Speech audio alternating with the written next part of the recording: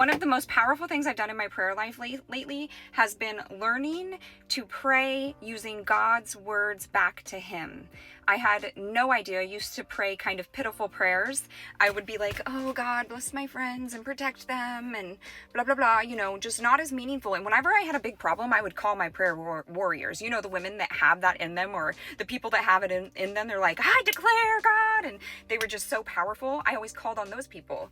Well, now what I've learned is that when you pray God's words back to Him, there is so much power in that, and that is how you can have authority when you pray, because God promised these things to you.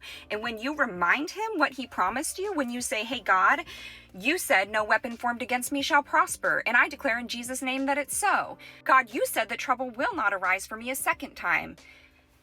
And when you say those things back to Him, magic happens. Divine intervention happens. God just showers you and comes to you and says, oh, you do know my word. You do believe in me. You do hear me when I'm talking to you. And I was praying prayers. I literally was going through my 21 days of prayer and fasting and just praying the prayers that they gave me, praying these things.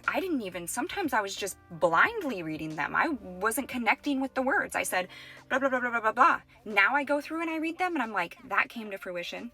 That came to fruition. Wow, that came to fruition in my life. It is incredible.